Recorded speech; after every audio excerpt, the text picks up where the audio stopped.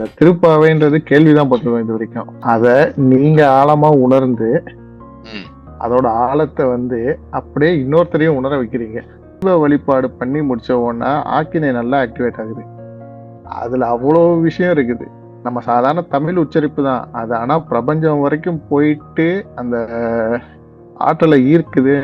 அதாவது பாத்தீங்கன்னா அந்த காலத்துல ஒரு கோயில்ல ஒரு திருவிழாக்கு எல்லாம் போய் அட்டன் பண்ணாலே சரியாயிடுவாங்க, அந்த ஊரே செழிப்பாயிடும். இப்போ அது பத்த மாட்டேங்குது. ஒவ்வொருத்தருக்குள்ளும் வீட்டுக்குள்ள தேவைன்னு சொல்லிட்டு இறைநிலையே வந்து எல்லாத்தையும் செய்யுது. அதுக்கேற்ற ஆசானன்களை உருவாக்கி அவங்க பல ஆசிரியர்களை உருவாக்கி எப்படி போகணும், எதை பண்ணணும், எதை பண்ணக்கூடாது, அந்த ஆன்மா கரையேறதுக்கு இறைநிலை என்னென்ன பண்ணுமோ எல்லாத்தையும் வழிவகுத்து வச்சிருக்கு. இறைநிலையே ஸ்ட்ரக்சர் உருவாக்குற இதுல அக்ஷய ஜோதிட வகுப்பும் ஒரு ஒண்ணு, அதுல ஒரு அங்கம்.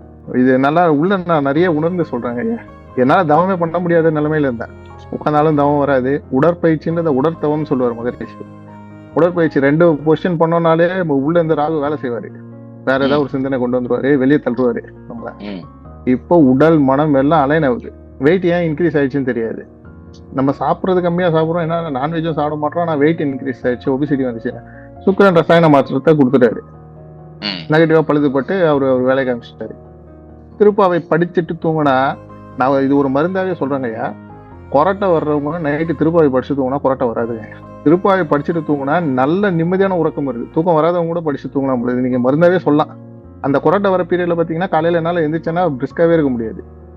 இதெல்லாம் இந்த மாதிரி ஒரு தன்மைகளோட படுத்துட்டு தூங்கும் போது காலையில எந்திரிச்சோம்னா ஆக்டிவா இருக்கு. நல்லா பித்ரு வழிபாடு ஒரு வாட்டி பண்ணேன், நல்லா ஆழமா புதஞ்சிருக்குது போல உள்ள கருமையத்துல பித்ருக்களோட சுமைகள்.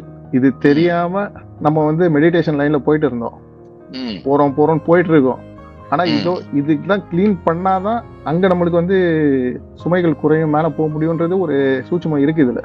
எல்லாத்துக்குமே சொல்றது என்னன்னா, யாரும் டிஸ்கண்டினியூ ஆகக்கூடாது. அது ஒண்ணுதான் வேண்டிக்கிறேன். நம்ம எவ்வளவு செலவு பண்றோம், இதுக்கு வந்து செலவு பண்ணது இது செலவு இல்லை, இது செலவே கிடையாது. இது ஒரு பிறவி பெருங்கடலை நீந்துறதுக்கான மிகப்பெரிய ஒரு கிளாஸ் இது.